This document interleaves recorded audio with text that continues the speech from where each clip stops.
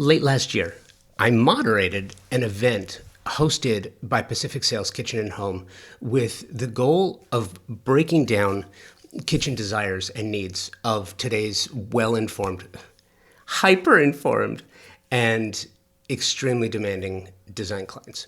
You would think this is an easy conversation to have. I assembled an all-star cast of designers and architecture talent for an incredible conversation, one that you might want to save, put a pin in this, and re-listen every now and then, because this was not a simple conversation. It was complex, and it was amazing.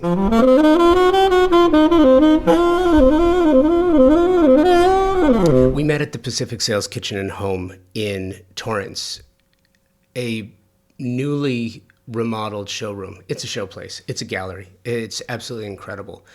Anyway, we met with designers and industry specialists gathered to examine how pandemic-era shifts, rising client expectations, and rapid product innovation are reshaping the future of kitchens and baths, specifically kitchens, but you're going to find some similarities and some through lines between kitchen design and modern design today. If you're a designer, architect, you've been doing this for a long time, you see it, you know this, but it's interesting to get another perspective, and that's what we're going to do here. Their insights reveal an industry moving beyond trend talk towards highly personalized, wellness-driven, and performance-first design. The kitchen is no longer just a workplace, and the master bath is no longer just a retreat. No en-suites are just baths any longer. They are a retreat. Over the past 5 years, these rooms have become emotional anchors, wellness centers, hospitality zones, tech platforms, and reflections on how people believe they should live at Pacific Sales Kitchen and Home in Torrance. A cross-section of the industry's leading voices came together to discuss how the profession really is adapting and what clients now expect designers to deliver. Joining us at Pacific Sales Kitchen and Home for this were, and by the way, if you check out the Instagram account, the Convo by Design Instagram feed, you will find a short video about all of these incredible creatives.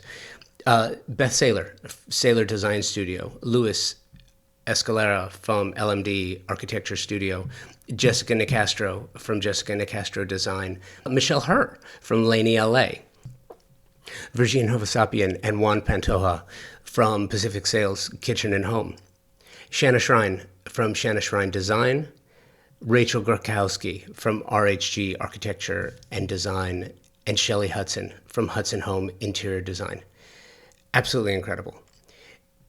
The pandemic didn't just change where we work, it redefined how we live, gather, and experience our homes. In this episode, you're going to hear designers and architects and industry leaders really explore how COVID accelerated the shifts in lifestyle, technology, and client expectations, forcing a fundamental rethink of residential design from wellness and personalization to process and trust. This conversation reveals why great design today begins long before materials are selected, but we also cover what happens after materials are selected, especially now when tariffs are the conversation of the day. I think you're going to love this conversation. It's wide-ranging and super fun.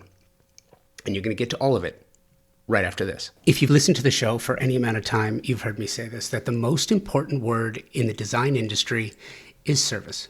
Product is important, price is important, selection is important, but stellar service is the premier idea that can make all the difference in the success of a project, any project.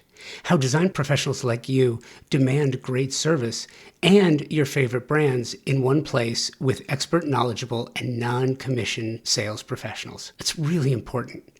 It means that their only incentive is your satisfaction. Pacific Sales Kitchen and Home, a Best Buy company, has just that with over 60 years of experience in Southern California. Pacific Sales is your destination for exploration, advice, and inspiration. Now, you have the Pacific Sales Kitchen and Home team to help you and offer their Pro Rewards program, which is a trade program unlike any you have experienced before. Earn 3% in Best Buy gift cards, e-gift cards, or 2.5% in rewards checks for every qualified and delivered sale. In addition to special trade pricing, exclusive offers, access to exclusive special events, and so much more than I could possibly tell you about here. And the cherry on top is access to exclusive builder trade incentives from top brands and the stellar service, again, from a company that has been serving the industry for over 60 years. Terms and conditions apply to the Pro Rewards program and builder trade incentives. So visit a Pacific sales expert at a showroom today for full details and to learn how you can unlock additional savings and benefits. Don't miss out on the opportunity to work with the best of the best. Visit Pacific Sales Kitchen and Home today and elevate your projects to new heights. Hi, my name is Beth Saylor. I'm the owner and principal of Saylor Studio. I've been operating my business since about 2017. And our background really stems from an experience in luxury retail, where I really focus on bringing that high-end environment to my clients and really customizing for them. And I love the finishing touches and the styling, which comes from both my retail visual merchandising and now to the client's home. I think it all comes down to the client, because I think all these different things that are happening affect the client differently, and there's different concerns. So off the bat, understanding, how did the pandemic affect this one client versus this other client, and what does that mean in terms of the project and what I can do for them. I think in the beginning, a big issue was just simply all the crazy lead times trying to get all the products, and people having to learn that, yes, Amazon used to be able to get you this thing in a day, but when we're talking custom sofas and chairs and appliances, because everyone's redoing their kitchen, it's level setting the expectations and saying it's okay, we're gonna get through this, and you'll have to wait a little longer, but it'll be so worth it. And then being there for the people that maybe lost their home to a fire, and that's more of an emotional thing, and talking through, yes, this was terrible, but let's try to focus on the exciting part, which now we're designing something new, and tell me what you miss and what you love about your kitchen. What can we do now that we can bring that same essence back? And then what can we do that's exciting and new for your new kitchen? So yeah, it depends on the client, and it depends on what's going to make them excited and happy for the project. I think the through line, no matter the client, or at least for me, how I like to approach kitchens, is it's really about how do they want to improve and enjoy their time more in the space. So that could be perhaps someone doesn't cook a lot, but their kitchen is sort of the focal point because it's an open concept living room and tree space of their kitchen. So they just want as much as possible creative ways to make their kitchen look clean and organized no matter what. So that could be the focus there. There's some people that they just cook and cook and cook, and they host and host and host, and they want as many gadgets and things that can allow them to host seamlessly. Warming drawers, double dishwashers, larger ranges and such. But at the end of the day, it's upfront determining with the client, who are they, what are they realistically going to do, and not just, oh, I saw this pretty picture. Same for bath? Same for bath. Oh yeah. And I think too, master baths have become such a moment in terms of, we were just talking about this earlier, it's realizing all these things that maybe traditional baths didn't have, but there's no reason why we can't have them. Why don't we have a mini fridge or a refrigerated drawer for all these lovely skincare products that we're now investing in, and thinking about what is your morning and your evening routine? How can we make this more fun and special for you? Maybe we have an espresso maker in the nook of your lovely suite because you want your coffee while you're doing your skincare, and we want lovely speakers to listen to in our shower. Just all these fun things that maybe they didn't used to be there, but they can be there now. Yeah, it's really exciting. I know I want all these things in my house. Hi, I'm Jessica Nicastro from Jessica Nicastro Design. We are a full-service interior design firm in Los Angeles. Candid conversations. We start every single project talking about budget, about needs. Well, something might be beautiful on Instagram, Pinterest, your friend's house that has a totally different budget and different size, style of home, we really talk about what it is that you need and where your priorities lie and how we can fit that into your budget. While you have a friend with a 60-inch range, that's great. Your kitchen's not going to fit your 60-inch range, but maybe in your 36, we can fit a steam oven in there, and how we can tailor your budget and tailor your needs to exactly what you want. Everybody's an expert with social media. Everyone's a designer. Apparently everyone's a dancer, a musician. There's this huge appreciation for the arts right now. I think COVID did that for a lot of our clients. We work collaboratively with clients. I think it's very important to take their ideas and then help educate them on how we are the experts at the field. So sure, you might want X, Y, and Z, but let's talk about how that fits the needs of your home, the style of your home, and within your budget too. We love when our clients come to us with ideas. It's fun, it's a process. At the end of the day, we leave and it's your home to live in. So we take all of the information from our clients and then help educate them on how best to fit it within their specific house. And the price of labor right now. In Los Angeles specifically, I was talking to a client the other day, it's kind of like the wild, wild west, where pre-COVID, I guess we'd call it pre-COVID and now post-fire in Los Angeles, there are labor shortages. Where there used to be just material shortage, there's also labor shortage too. So where we used to be able to quote whatever the fixed costs were within a range of a home, it's becoming really difficult for us. So our process has changed a little bit, where we used to provide full construction documents, give them to builders to quote. We now will bring on a few builders with preliminary construction documents and allow them to give us a range. So we don't want to present materiality or spend our clients' money on our time to present things that are that are not within their budget. We like our clients to figure out what their fixed costs are, which is labor and hard goods, in order to figure out what they have to spend on their variables. What that is done for us is to really educate the client on this process, and that the fact that we don't really know what things are costing these days, and with tariffs and with price increases that used to be annually are now, hey, it's June 6th and prices are going up. And by the way, you told us on June 2nd, and everyone is doing the very best they can. And it's really humbling yourself to say, you know, I'm educating myself daily too, and I'm really trying my very best to give you as much information as I have, but it's being fed to me as quickly as possible. And also looking at our clients as a partner in this. There's no big division between us and them. We're not gatekeeping information from them. And that's where I think that building the trust up front really comes from with them is, we're here to work with you. This is a process that's fun. How lucky are you that you get to renovate your home and you get to furnish your home and you get to build a home for you and your family and your friends to enjoy for so many years to come. Hi, I'm Rachel Grahowski, RHG, Architecture and Design. We're located in New York, and we now have an office in Santa Monica. That's a great question. One is that on the East Coast, you have a lot more space, right? And so the number of appliances is often actually more. And they separate the appliances, like you might have a steam oven, a convection oven, and then a regular oven. And often they're wall ovens, and all separate. You might have a wine refrigerator and 2 columns.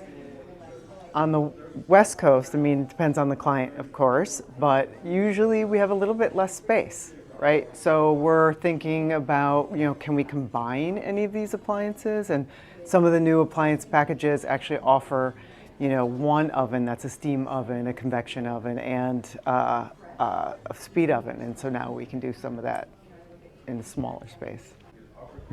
Our clients, I don't know if there's so much of a philosophical difference, because we're really focused on wellness. And so our clients tend to come to us because those are the things that we integrate into the kitchen or into the project in general, but specifically in kitchens. You know, we're looking at big windows, we're looking at materials, we're looking at, again, the types of appliances. We're often focused on this idea that it's a very peaceful space, so everything's put away, appliance garages. But a lot of times our clients don't really cook a lot, but when they do cook, they want to have everything very easily accessible and manageable. Must-haves for kitchen, I would say, are the steam oven. It's the water filtration, thinking a lot about, clients now wanting regular hot and bubbly water, not just filtered water. That's a must-have. Access to the outdoors, that's also really important, must-have for wellness. And I personally believe natural materials.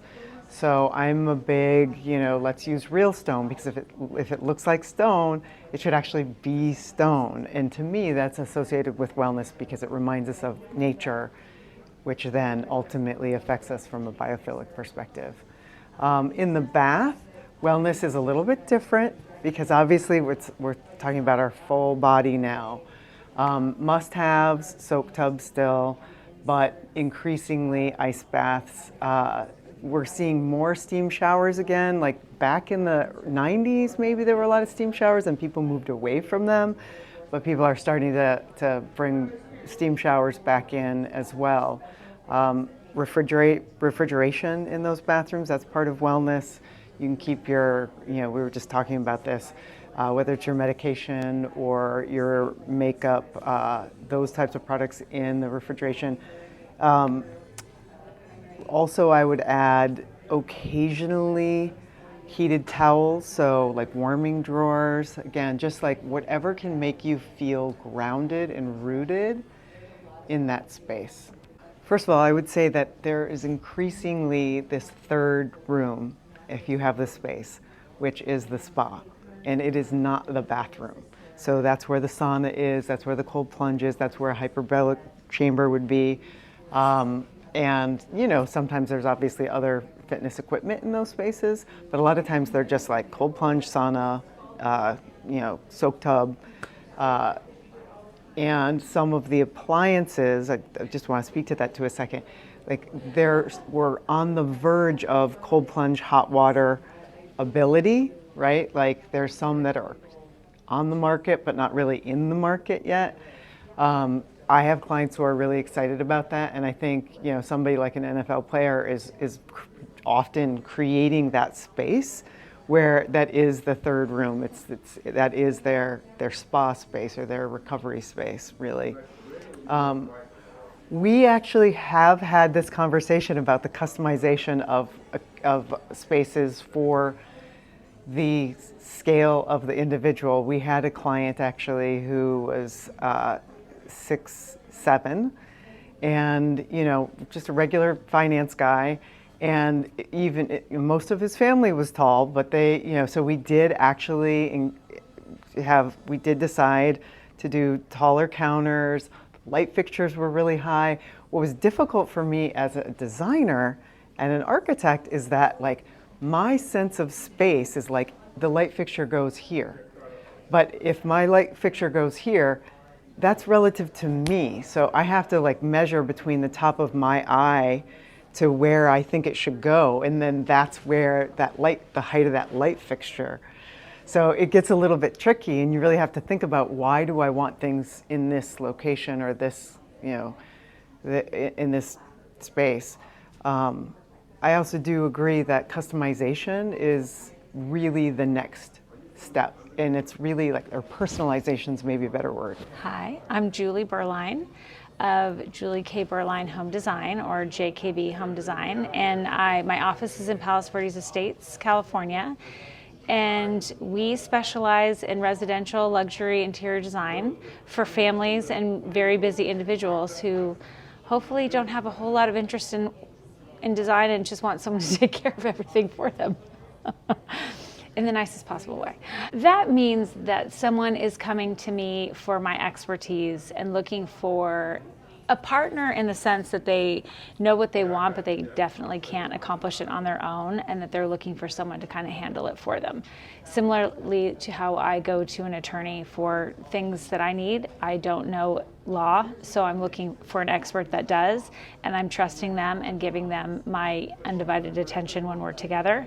That's kind of what I'm looking for in clients, and I'm hoping that that's exactly what I deliver to my clients when I work with them, that they feel very taken care of. Interestingly, my business is only 5.5 years old, so I came into this as the pandemic was happening. So I can't really speak to how it was before the pandemic. I can just speak to what I know of it now. And I have my clients that I've worked with are much more intentional with how the space is used. For example, I have a client right now who loves to bake as a side, she calls it her side hustle. She's an executive in film. And so she is really looking to have this entire space that she can function fully, have her equipment. She needs counter heights, certain places, and materiality. You know, she wants marble. So it's very specific, and it needs to be, it's not like the center of the kitchen, but it needs to definitely have a comfortable space. And it's very, you know, she's willing to sacrifice other places in the kitchen to make sure that this place is fully functioning the way she wants it to, which I think speaks to the fact that people are looking at it like, if I'm going to do this, I'm going to get what I want out of it, and not necessarily like resale value or any of the things that might have been driving their decisions before. That is a challenge right now. I think, if anything, what I try and do is at the onset, before we've even begun, sometimes even before they've hired me, is we start talking about it and trying to match their expectations with their dollar amount that they're wanting to spend. And I have found that although it slows the process down a lot, designing things and getting our wish list and really being robust and then going out to bid is a much smarter way of doing it than having a bid and then trying to work things in, because I found that if it goes the other way, a lot of times contractors are putting in numbers that are very attractive to the client but not realistic to what they're asking for, or that the allowances are not necessarily anywhere near the level of design that the client wants or is, you know, showing me. So that can be a huge challenge. So I try and really have those discussions up front so that we are kind of all on the same page. And if we have to pull back, we're all in agreement as to where we're pulling back, or sometimes miraculously the client's like, you know what, I want it bad enough, so I'm willing to invest more than I initially said. I think ample refrigeration, beverage centers of some kind, whether it's wine, you know, if you have teenagers, you know, regular beverages, coffee bars, that kind of thing. I think that I'm a big fan of double dishwashers, if you can afford the space. I love a appliance garage, because most appliances like air fryers, toaster ovens, coffee makers that are not built in are not attractive. And I love the idea of being able to put things away, but having them easily usable. Not that we're pulling things out and plugging them in, that they're already there to use. They're just not necessarily like screaming at you when you walk in the door. Oh, I think it's, you know, how are you going to use the space and who is going to be in it with you? Meaning, are you a single person? Do you cook alone most of the time and you entertain and your guests are in the dining room? Or are you the type of cook that likes to have people sit across from you and chat with you while you're cooking? Are you the type of cook that wants, you know, people in the kitchen with you helping out? And so I think that just right there helps me realize the kind of space that we're talking about, the layout, if we have the flexibility of like just starting from scratch. And if we can't start from scratch, how are we going to make the parameters that we're working with work for what you want it to? And managing their expectations, hopefully from there on out. Hi, my name is Luis Escalera. I'm a project coordinator for LMD Architecture Studio, and we do residential housing in Manhattan Beach and the South Bay area. Well, for specifically for Manhattan Beach, I think there's some code-related, constraints that we're very used to it. We're very familiar with what we need to do on the envelope of the building. So there's, I guess, so much you can expand those boundaries. So I think we do really think we're expert on that field, especially open space, all these little things that people really don't see beyond the aesthetics of the home, that we think we can really excel on those things. And obviously listening to clients, what are their needs, the program that they need, especially in these like very, very tight spaces, and also knowing like the use of the space. What's the minimum that a bedroom can be? What's the minimum that a kitchen can be? these really tight spaces, all those, I guess, dimensions really matter because you're going to shape the way that person's going to live for 5, 10 years. If that's their, lifetime home, you're going to shape that lifestyle that they're going to have. So that's very important for us. It's obviously a compromise, right? Many clients, they want to have like so many things, so many stuff, but if you see that they're going over budget, if you don't have a budget but you think that's going to probably exceed, you have to talk to the client, right? You need to bring them to a middle place, middle ground. We always start design with a questionnaire, right? We ask the client, how you live now? How big is your house now? How many bedrooms? How many bathrooms? If they're downsizing, that's very hard for us because people are used to spaces, used to having an extra bedroom for a visit or for things like that. So we always ask or try to include the programming at the very beginning of the design phase, so we know the constraints and we kind of like tunnel where we're going to struggle a little bit with the client, but it's all about compromising with the client, the spaces, the program, and what they need. Yeah. Well, right now, I'm just thinking about this project that we're working on. Just the bar sink is reappearing. We're basically combining spaces in all of our projects.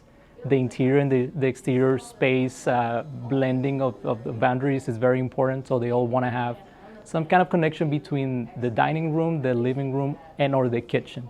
So for some families, kitchen it's very important right now. So that's basically the main space of the house. That's where they entertain. That's where they keep their guests. That's where they want to have that barbecue kitchen connection. They want to be sitting in the fireplace while their kids are playing on the kitchen island. They're at the pool, so they want to have that connection. So we could say in terms of the kitchen that the triangle have expanded. So now the triangle is programmed. So it's kitchen, exterior deck, pool, rear yard. So it's expanding. So yeah. Right now I can think of electric homes. Many people don't really like electric ranges, stoves, water heaters, everything. The technology doesn't seem to be at a good point where clients are willing to take that step forward, and that goes back to Title 24.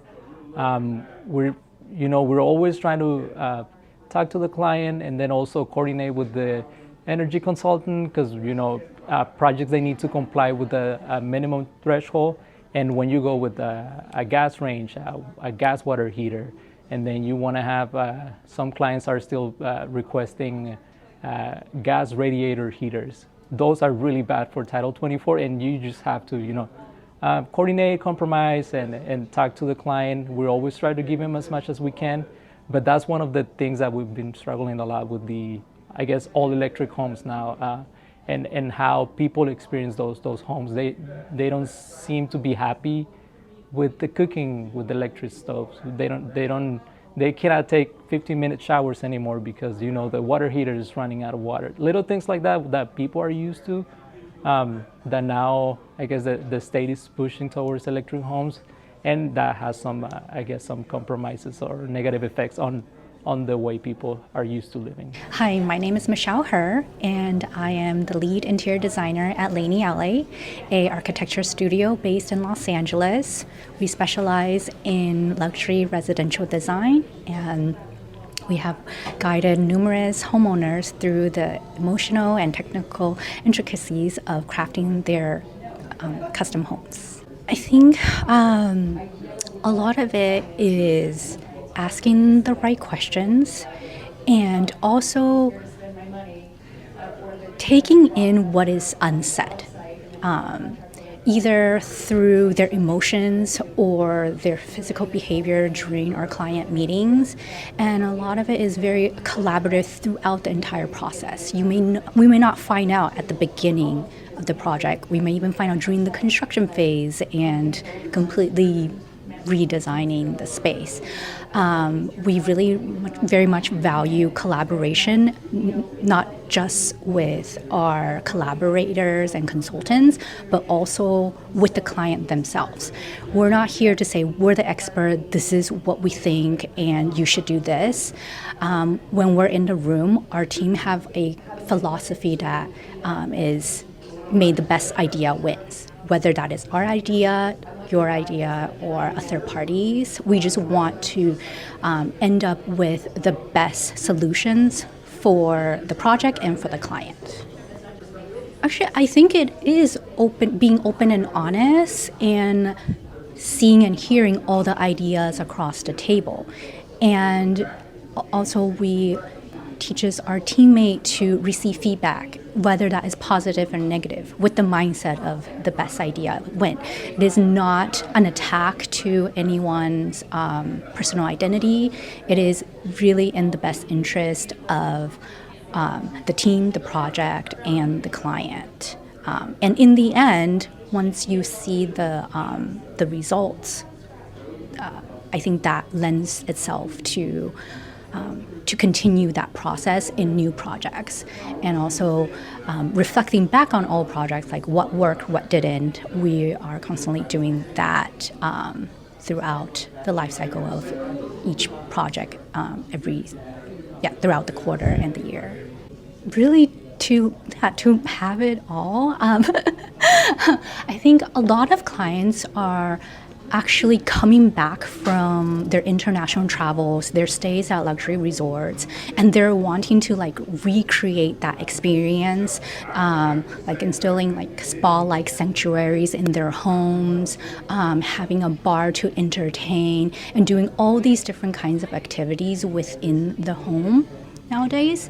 I think also post a pandemic, there has been a big emphasis on wellness, whether in the kitchen or the bath, because in the kitchen, for instance, a lot of meals are being prepared at home, whether it is having a remote or hybrid work life, or even just like from media, there's just a greater emphasis on wellness. So like, I think one of the key items that has been added to our projects or requested is adding like a remote osmosis system for the home, where it's all the water outlets go through a purifying process. So through faucets, appliances, it removes all the contaminants and it protects the pipes and removes all the odors, as well as like all the removes like the water stains on the glassware. And so I think that, and in the bath as well, there is a lot of new plumbing innovations that helps with whether that's like chromotherapy or how the water pressure can release stress and tension and good for boosting metabolism or strengthening cardiovascular systems. That's all kind of like new that we have never seen 5 years ago. Hi, my name is Shelley Hudson. My business is Hudson Home Interior Design. I am located in Hermosa Beach, California. I've been in business for 28 years and counting, and I am a residential interior designer, and almost all my work is in and around the South Bay of Los Angeles. That mostly comes from designing the kitchen from within an inch of its life. I haven't found it super challenging to give clients exactly what they want, even in small spaces, because technology has come into play and given us opportunities to enjoy options we didn't have before, multi-purpose appliances, interesting storage solutions. People have been thinking about cubic inches, not just the square feet of how large your kitchen is. And if you can add what I call dressmaker details to the kitchen design, so it doesn't just feel like a wall of wood, you know, just one wall of full cabinetry. If you can break it up visually, if you can break it up with finishes while still trying to optimize all the cubic inches within it, then we can really pack a lot into a smaller space. Those are conversations that you can't sort of head off at the pass from the beginning. They come up on every job. I have clients who have tens of millions of dollars or more, and these clients are still as interested in the budget as the client who has a much tighter or more challenging budget. People, I think, come to the table with a little bit more savvy than they did 10 years ago. The rise and influence of social media certainly has educated people on what's out there and available. Because people aren't buying appliances every year or even every decade, a lot of innovation in technology has occurred since the last time someone was shopping for a refrigerator, and they count on me to bring the education piece, and I get the education piece from my reps. But I think every client is different, every job is different. We were just talking about this in the larger discussion, that just because the technology is available doesn't mean people are necessarily drawn to it. You have people who are worried about things breaking. We're going to build cabinetry around these amazing appliances, or they just have features no one might be interested in using, like getting your oven to turn on, hours from now, having digital recipes available inside your oven panel. It's interesting and cool, but not a lot of people are using it. So the point is, people are amazed by the technology that they've seen, but they aren't necessarily drawn to it to use. And you don't want a kitchen that ends up being like a spaceship, or the sterile aspects that new technology can bring. I do attend the big trade shows so that I can keep up with what's going on, because on a day-to-day basis, I'm too busy to get on webinars, to meet with appliance reps, fabric reps, talk to cabinet makers about new innovative finishes. So I take the time to go to trade shows to educate myself, and I bring home information that I might think is going to be interesting to my clientele. Most of my clients live in the beach cities, so the idea of what a beach house is quite subjective, but it's also changed over the years. It's no longer just a little cozy cottage with lots of pastel colored pillows and a white sofa. People have become really interested in how interior design can help their homes work for them, versus moving into a home and hanging your clothes in the closet and then figuring it out from there. Especially if we're working on a custom kitchen, having an idea of what the client's relationship is to technology, as well as how the rooms are going to be used for the particular family, is important. Hi, my name is Shanna Shrine, and I'm with Shanna Shrine Design out of Palos Verdes Estates is where my office is. And my main focus, and always has been, is creating an environment for the life you crave. And I believe all people crave something, whether it's fine interiors or some sort of atmosphere that they want to live and enjoy. This may sound obvious, but I listen. I listen as well as I can, and I keep my mouth shut for as long as I can. I believe hearing what your clients say without them having to say it is a good trait to have, and something I think I do quite well. They might have a little more space than, say, being on the strand of one of the beach towns, being up on a hill, but there's always still constraints. And so they might say they want a wine bar, but where's that going to go when their house is built in the 1930s and the walls are 12 inches thick of brick and PV stone? How are we going to make that happen? So it's really deciphering what they want, what they need, what the function is, and what the fun might be. That's a good question. That's a really good question. I think it's a blend. I think it's a team effort. It might start with the landscape designer saying, or the architect saying, this is where the kitchen dining space should be. This is where the pizza oven should be. This is where, whether the eating or the entertainment should be. I'll have a look at those plans and say, this makes sense. Or did you think about this other element that we should bring in or that we should eliminate? So to answer that, it's twofold. It depends who your team is that you're working with and who the client is. But absolutely, I get involved to answer that in short. That's a complicated question. To break that down, I'm going to go back to the foundation of the team and who you're working with. So Josh, for example, the lighting. So we were just speaking about it with my colleagues over there.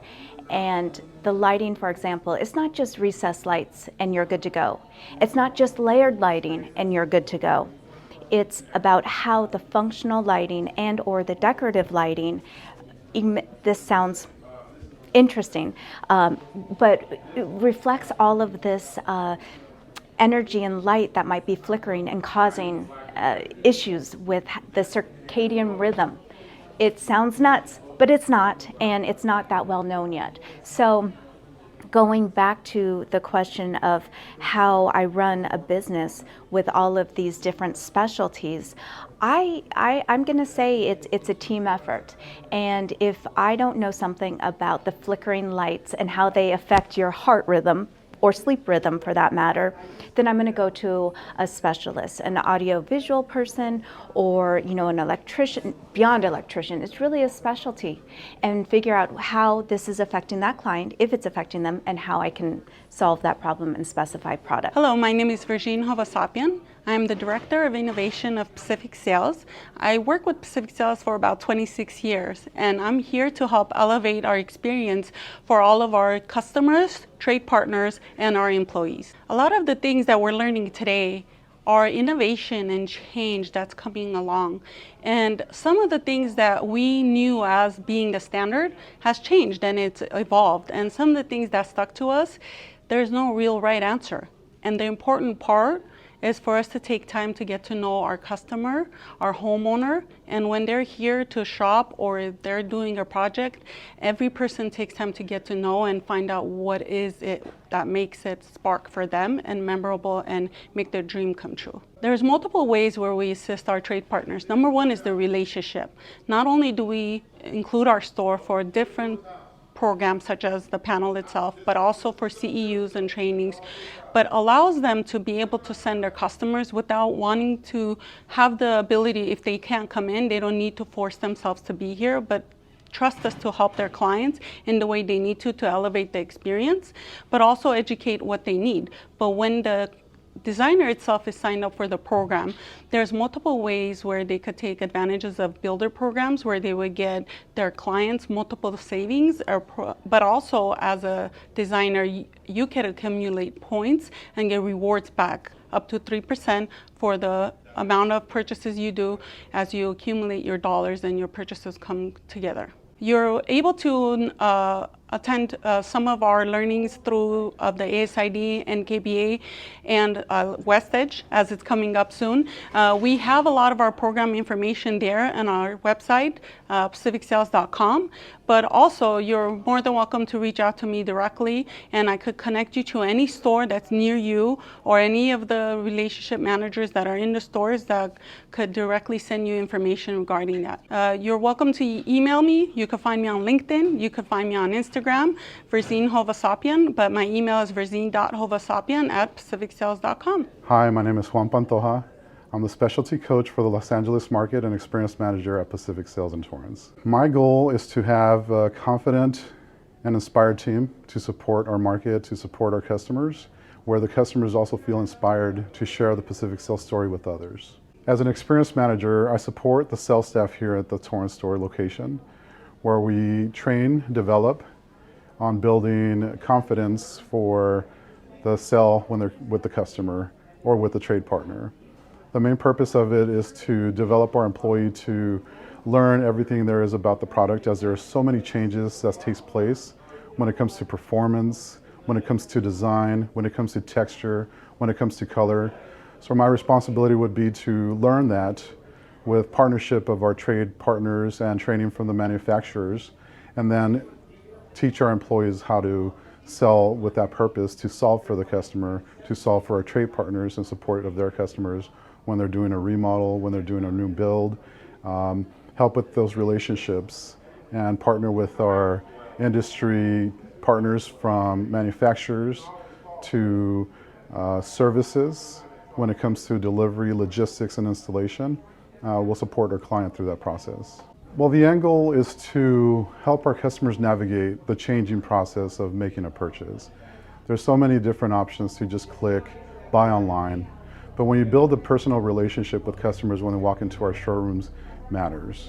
The reason why it matters is that we can present how to use their product, how to lay out their kitchens, and with that purpose, our customers have a great experience.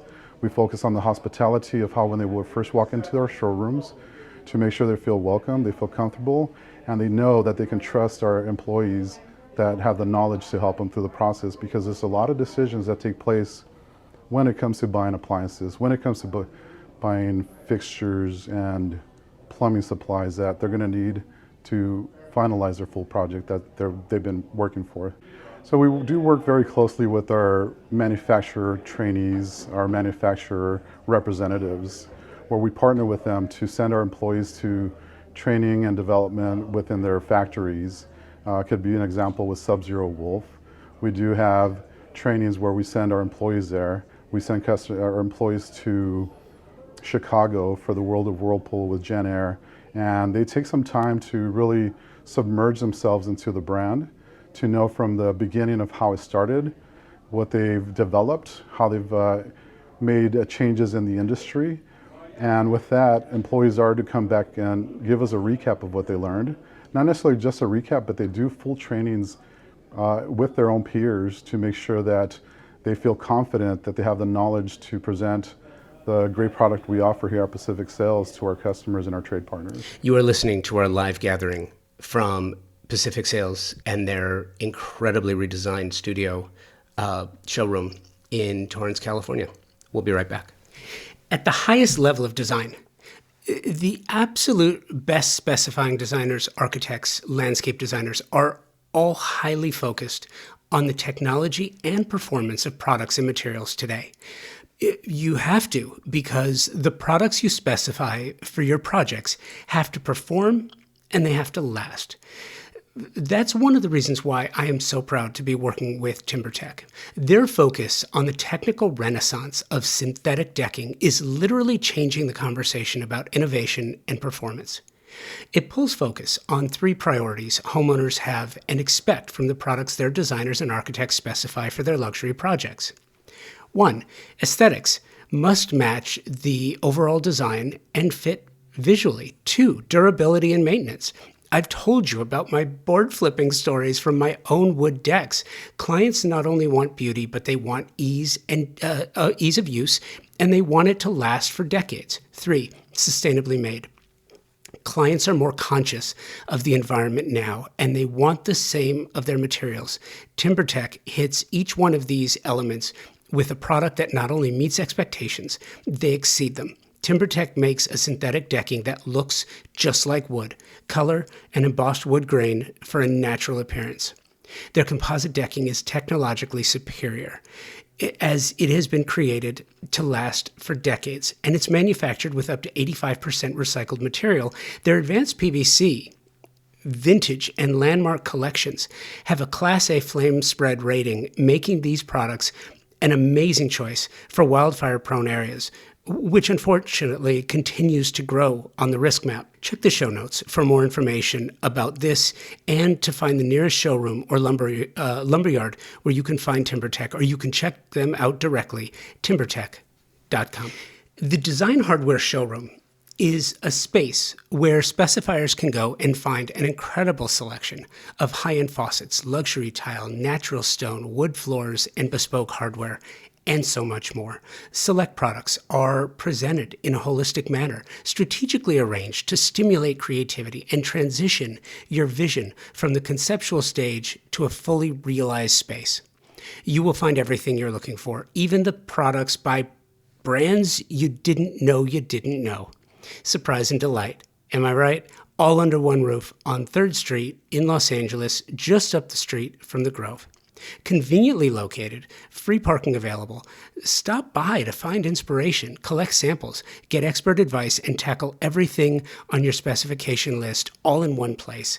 Visit them online at designhardware.com, at Design Hardware and Flooring on the socials, or in the real world, 6053 West 3rd Street in Los Angeles. Just with Josh's main point of why we're all here, I'd say as we're kind of preparing for the discussion, what I keep coming to the realization that we all have in our jobs in the last, post-COVID, in the last 5 years, that the intersection of this global pandemic and social media has changed everything we do.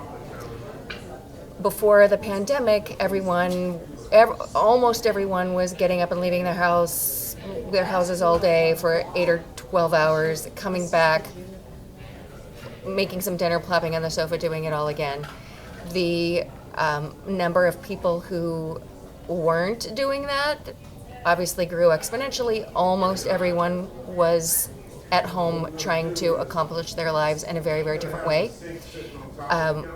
Lots of social media platforms that were just taking off around the beginning of the pandemic, just coincidentally, just blew up at people who weren't even interested in Facebook or Instagram or TikTok or had no idea what those things were, or they had very little interaction with them, were now becoming TikTok addicts, and middle-aged people are staring at your phones and learning the dances and all the crazy things. So with the advent of social media becoming so prevalent in all of our lives, or many people's lives, and staying home, we kind of grew a new culture around art, design, music, architecture, appreciation for these things that maybe we didn't have before. There's also the growing keeping up with the Joneses mentality. People who maybe in the Midwest or around the country, around the world, started becoming aware of things that other people have, or things that are available, because you don't buy appliances every other year like you might buy a new jacket. So people who had no idea that there were refrigerator drawers or wine columns or plumbed coffee systems.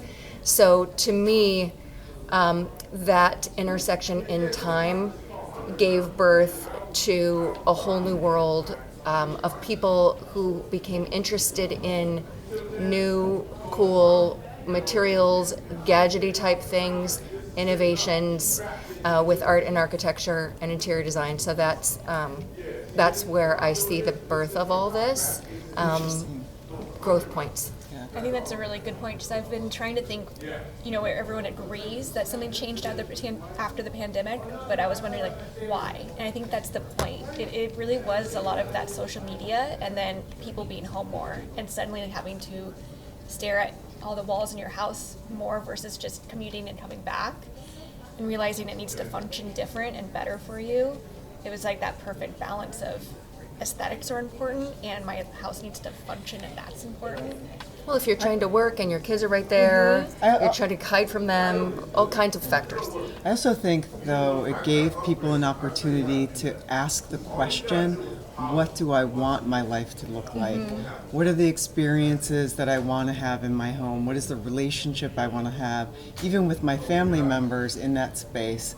And, before we started, we talked a little bit about the Midwest and, just like being comfortable with what there was. I think that happens to all of us, right? Like, as designers and architects, our job is to always push the envelope. And so, we try to deliver that to the clients. Here's this new appliance or this new finish or this new idea, right? Like 8 years ago, maybe we did a couple of, wine columns or bars, wet bars, but now everybody has a wet bar. Everybody has a designated coffee station.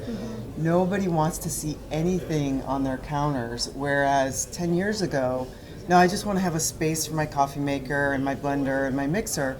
Like, why? Why would you want that, right? Like, I kept pushing that envelope. Now everybody's like, I don't want to see a thing, right? So I do think it's about people thinking who they are, who their family is, what they want their life to look like, and then they see it through social media to some extent, and that can influence them as well. I think we also lost that third place in COVID. So we used to have home, work, and then a third place. We just had one singular place. So your Zoom background is really important. You would FaceTime with family and friends, and they would see what your life is like behind closed doors, where if you were somebody who lived so privately within your home, the world got to see. People were live streaming from their house. People who would go to an office or would go to a dance studio and teach via social media before, and now all happened in our home. So the sense of home not only served a functional purpose, but also an aesthetic purpose too. So when the world is coming in to see you, you want to make sure that your surroundings match the art in which you're putting out into the world too. Yeah, very aspirational. Very aspirational. I also think you just saw other people's homes more because everyone was home. Suddenly you're thinking about like, whoa, they actually have a cool like bedroom or, you know, a space, like you said, like a Zoom background or something, and you start thinking about that more versus just functionally, this is where I live. I think the other thing, though, challenge is that because of that, clients often would say, like, I want that. Like, here's this image. This is exactly what I want. And then our job is still to push them further, right? Like, it's so easy to just copy whatever design they've presented. And that's just not enough. I also think to piggyback on some of these conversations, not only has the pandemic turned us inward towards our home, but I'm noticing with clients, they have become connoisseurs of everything. And so, yes, while it's our job to keep pushing them and showing them and exploring things, they are actually coming to me as well and saying, hey, what about this? I want the crushed ice that I used to get at Sonic. I want that in my home now, and I want it in both of my entertainment fridges, and I want all of this and all of that. The need for collaboration is significantly higher. Correct. Definitely. Yeah, that's absolutely right. I think our clients have become even more involved and even smarter and more collaborative. They're like definitely becoming more educated, and with all the exposures all around the world, they're bringing their inspirations, and it's kind of finding the right balance of learning their ultimate like lifestyle and goal versus what they're just showing images, because not always will work. So it's also, it's like a kind of like education on both sides. We have to be the editor for them. Yes. Because a lot of times they'll come with almost too many ideas that maybe don't even all make sense, especially maybe for the size or the style of their house or the space of their budget. kitchen or the budget. Definitely for the budget. It's also already been done before. Right. Yeah, so we don't want to just replicate what they see. Yeah. And kind of moving into a second segue to all of this innovation and technology, I'm noticing a lot of clients are really focused on wellness. And it's not just the spa, it's not just the cold plunge. We're in the thick of that, I believe. But also the LEDs coming off of our light fixtures and how that's affecting our health. And all of these things that sound kind of out there, but there's truth and reality. So staying on top of that and how these recessed lights at one time were just fine and perfect, but now they have little tiny flickers of flashing that cannot be good for us for reasons I'm still learning. And I think all of it forces all of our categories, all of our trade partners, stores, retailers to kind of know each other's business, because that's where we have to kind of take the big picture of the dreams of the customer and be the mediator and kind of hone it down to reality without crushing their dreams. Because that makes you learn about pricing, because if you're not aware of some of their dreams, and if it's way over budget and you promise them and then show them the bill, they're not going to be satisfied. So it's like there's a lot more homework for us, I think, in this world nowadays, because they read a lot online, but not the full truth of what's behind it. Well, there's been a really big shift, I mean, for my firm specifically. So in COVID, people were not diversifying their spending. So they were focusing all of their spending on home. All the extracurricular, all the travel, all the dining out was done. Where they had all of their money and all of their time to focus on home. Where now, we'll call it life back to normal, whatever this normal looks like right now. Or they're life missing has it, come so back. they want to spend more Correct. to go out. So you're used to having a plethora of money at this point to spend in one place, but now we have all these outside factors too. So it's really having the conversation about budget and needs and where we can fit our home into our budget. And most of my clients haven't returned to an office full time. They're still home. So, but they're still home, and then they're leaving, and there's a third place, and there's an office. So it's just educating to that point what's important and what's not important. I think budget too, like they, for us, like we ask that first because I really want to know. But when they go like to the client's location and kind of look at everything, you guys don't know. You don't know what that budget is. And so it's really difficult because sometimes they'll come back with like, an extra 5 appliances or the top of the line, and I'm like, wait, like your kitchen just went from 200 to like 300. And we're supposed to be keeping money for the furniture later. And so we please got we a long way to go down this path. Please let me be able to photograph your space. Yes. We really do have so much responsibility. Just at least speaking for myself, I don't remember ever asking for the level of responsibility I have. I don't know. You sort of get into the job for whatever reasons, that you're passionate about it, or you think you could do a good job, or maybe you have a gift or talent. But we really do have to be half left brain, half right brain to run a good business and have our creative side. And most of us don't have a robust customer service department outside of ourselves. I'm accounts payable, I'm accounts receivable, I'm customer service. It all sort of ends with me, even when you have a team supporting you. So clients really are looking to us to not only do a good job, stay on budget, keep everything smooth and harmonious at all times, even when we're talking about tough things like construction issues or certainly money issues. But a big part of that responsibility, in my view, is the education piece. So I'm supposed to be the arbiter of everything appliance, everything cabinetry, fine finishes, innovative HVAC solutions, smart home technology, and certainly I can't be an expert in all of those. I try to be a little bit of a jack of all trades, so that makes our relationships with our tradespeople and reps for across the board so much more important. And I've been hearing a lot more about this thanks to resources like Lori from Interior Design Community. I'm sure we all follow Lori, and these topics are becoming more important and valuable to get information to help us do our jobs.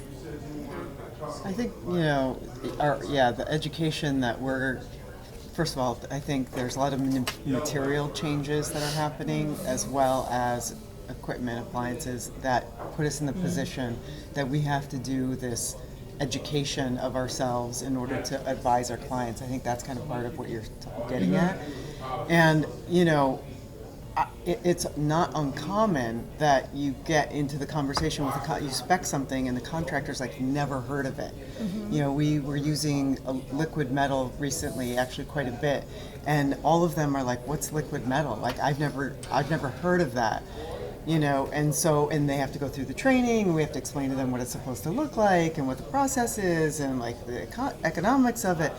And I find that actually difficult, but I also, quite honestly, would rather educate myself about it, because otherwise they're going to push back and be like, I can't do that, right? And I have to be the one to say, no, actually you can do it. It's really not that hard, and here's the resources. Do you guys find it's like overwhelming in a certain sense, where there is so much out there for clients and contractors and everyone to, like for instance, like Home Beautiful or all these different like magazines, they all need to put out content. So I feel like that makes trends, quote unquote, change so much faster than I think it ever used to. And so like one minute we're like, oh, you know, quartz is our savior, everyone needs quartz in their kitchen, and like the next minute it's like, no, quartz is terrible, don't you dare put quartz, like marble. It's like, garbage, it's now porcelain, it's now back to... And it all just depends on whatever article your client happens to Google and land on in that moment, and suddenly you don't know anything because they read that article yesterday. It's hard to navigate, you know, justifying what they read, but also like deciding what you believe in and standing true to that it's challenging. Yeah, that's a big responsibility. Yeah. That we have to educate the client on everything. I mean, who among us hasn't, like at the first design meeting, you have to sell a natural stone hard, or you have to sell your design concepts, even your floor plan. You know, people want to push back, and like Shannon was saying, when clients come to you and they're already so savvy because of social media, or they've done large projects before, and you know, clients are coming to the table saying, I see on your elevations we only have 84-inch high door openings. Why is that, and can't they go higher? And so then you're like, oh gosh, things you never have to talk about before because you just get deferred to as an expert. You're having to explain, well, you have a header above this, or so you have to know how to build the house, install the tile, all the materials that are available in the on the planet to execute a vision that is hopefully a collaboration between the vision of your clients and what you bring to the table as a creative. And so it's a lot to, and also seem like you're not insisting, while also kind of insisting because I know better than you, but not sounding like I know better than you. And then just a teeny tiny segue to Shelley's point, a teeny tiny segue or tangent, if you will. I'm sure we've all had particular clients, and some of them, one comes to mind, she's extremely sensitive to water damage. She's had a history of that, and I can respect and understand that. But coming, you know, these clients that come to us with wanting a whole waterproof Schluter system under their entire bathroom versus just doing a shower or a wet area. And knowing about that and learning about that and doing large slabs in the shower versus small tiles because of waterproofing and grout that can get in. So it's a lot that we are constantly being exposed to depending on our clients' preferences and their own experiences, which keeps me up at night. It's like the same, which one came first, the egg or the chicken, right? You have to see, like, where do we start first? Do we have the drawings, or do we have them go pick stuff? Do we have them talk to the contract? Like, who do we talk to first? Or it kind of feels like homework. It goes around, like, you'll talk to all of us like 4 times before you finalize on what you're doing and trying to explain the details and differences. And what you said about the experiences is exactly right. Every experience and what we learn is a lot more from what our customers bring us and ask us versus what we could read in books, because the experience is what they had or what they put us in front of is what teaches us more and what's out there and what possibilities are. I think that's where AI gets to be a challenge, because you know, I don't know about everybody else right now, like we use AI but limited, and it's kind of more just like for renderings. We have a lot of clients now who send us something and say, oh, I AI'd this, oh, I did my, here's my kitchen that I want, or this is the color of the house that I want, or it's just like, it's mind numbing. And they don't really realize that they're actually taking more of our time. They think that they're saving time, but they're actually costing time and paying us more to manage that process and them in that process. Yes, for I sure. had a client who sent me an AI render of her kitchen, and in that render was a 30-inch range. Okay, great. Your kitchen can hold a 60-inch range, which you previously had, but look how much storage she got. Great, you have 3 children and entertain all the time. You're definitely not doing it on a 30-inch range. Right. So Good it's luck on just this Thanksgiving. education of, like, just trust the process and trust us, and like, sure, it might look beautiful and look at all the storage, but You're not going to get away with 4 burners the way that you use your home. Or you ask them, do you entertain? Because they bring, if you do catering, they only bring full sheets, and no 30-inch range is going to fit that. We could all tell you that. Yeah. ChatGPT was not interested in telling them that. Right. ChatGPT didn't know that so much. I do think it's interesting how now we have to. I was just saying to Josh that, I don't go to my attorney and say, this is how I think we should lawyer this. I go to him and say, please help me, deal with this. And I'm looking always for clients, hopefully, that understand that I'm the expert, or that if I don't know, I will have experts that I work with that help me help them make the best decisions. And I'm constantly like feeling like I have to sell myself to these people, and I'm like, this is exhausting. I mean, because to your point, it ends up spending more time trying to undo their kind of little bit misperception in their brain of what they swear they can have. I'm like, okay. Do you find it makes it harder for them to make decisions? Yes. I think to so. commit? Yeah, me too. Yeah. There's so much out there.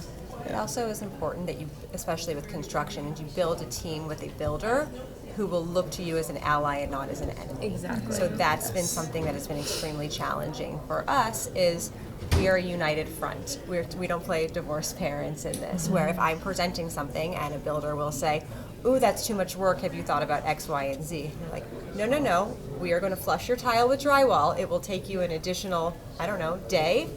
It will be fine, it will be worth it. You're not putting a big piece of metal Schluter on the end. Like, let's not cut corners. So to your point, it's really important to build your team and to build trust, and I think that that's the first key into having a client trust you and trust the entire process. As if you show up with your team, whoever it is, already feeling like you're, again, not against them, like we are here to support you, and we are here to make sure that anything that's suggested or any issue that comes up is well thought about in all directions and not gonna, be a bigger problem down the line.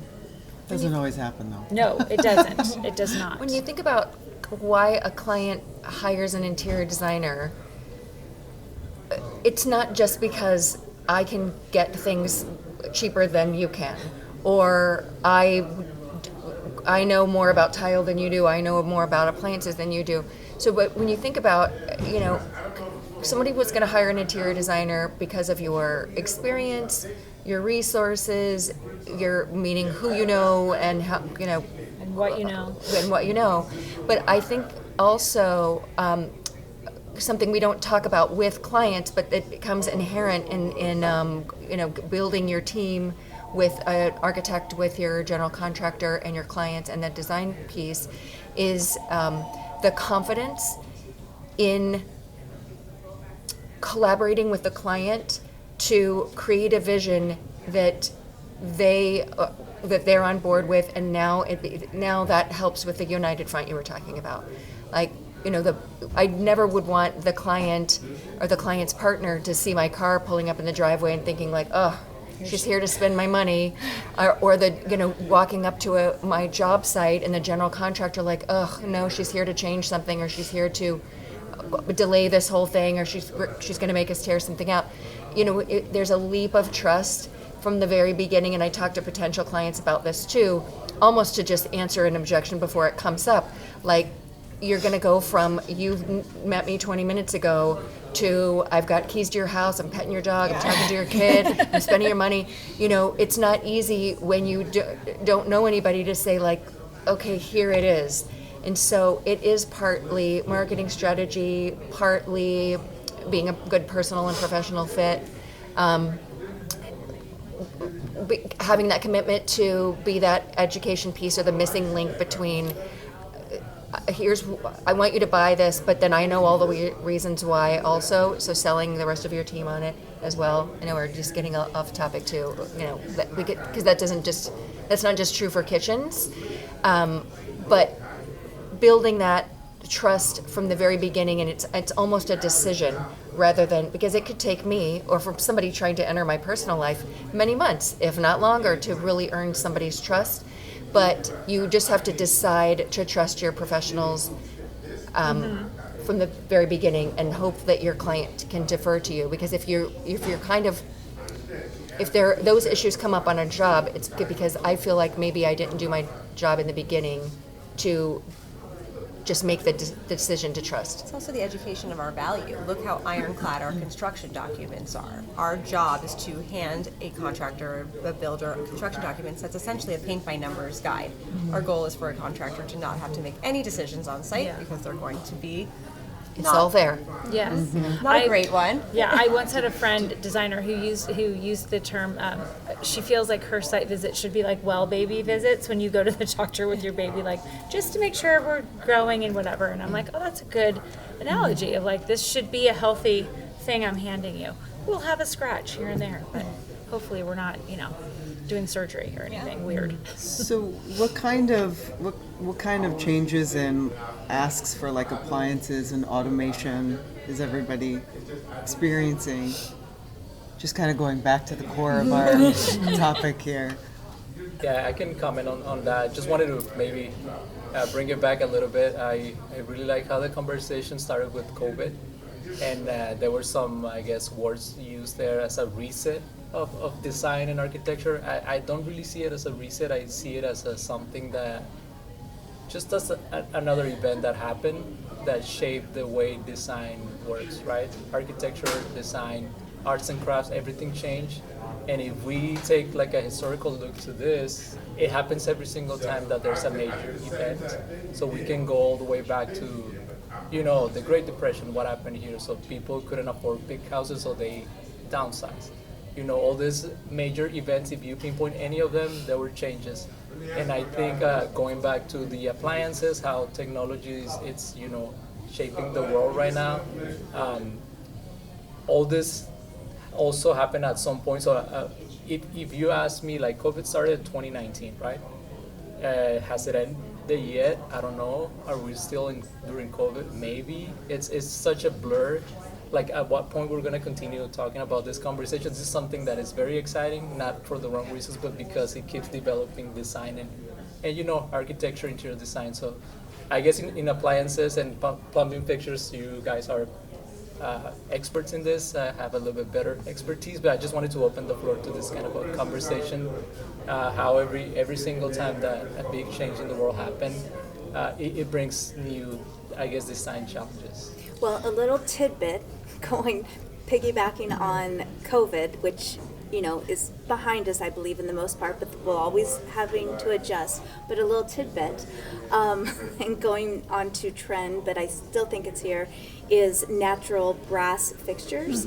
The reason, I learned this yesterday, I don't know why I didn't know this before, but I'm working on a historical home and they have these gorgeous big brass door handles. And my wallpaper installer from Canada actually said, well, you know why those were put into homes or into buildings is because they're naturally antimicrobial. They won't hold the germs.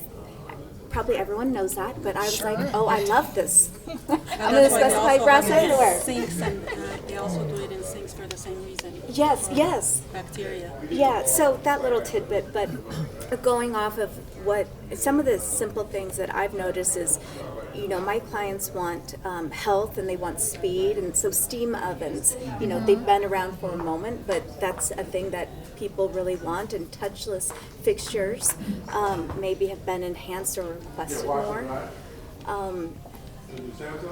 Smart water systems. Smart water, Yes, smart water systems, not just the instant hot and cold anymore, but really purifying that throughout the home for some things. Whole house, correct. Yeah, it just goes back to when we talk about when you meet your client and you do like the first questionnaire, getting to know them, what they're looking for, it feels like after the next client, you could add more questions. It's like, oh, next time I'm gonna ask this, next time I'm this. Like, how do you tell someone, do you want functionality or aesthetics, like without offending them? Like, do you want it just to look pretty because you're never gonna use it? They want both. They want all of the above and then some. Right. Yeah, the newest post I saw was like people talking about Birkin bags back in the days, and now it's the big locker new ranges. Like with the, your name gets engraved on it because it's made specifically for you. So like, which customer are you, right?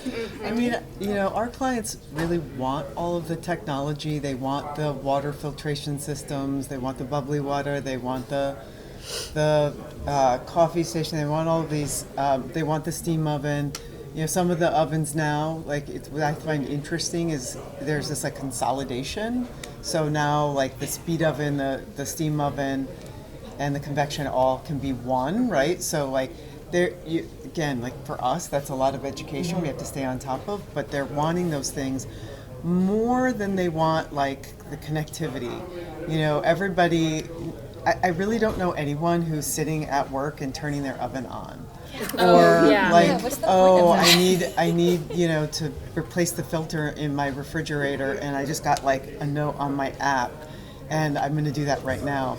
So I wonder, like, to me, some of the things that have been added into the appliances in particular, I just don't know how valuable they are in reality. And, if anyone else has other experiences, I'm curious. I think some of those technology are going to be our future because they're enhancing where it's going to be like that total home experience where you have your savant, like, you could say good morning and your shades will go up, your shower will turn on, and your coffee will start brewing because they're all kind of connected.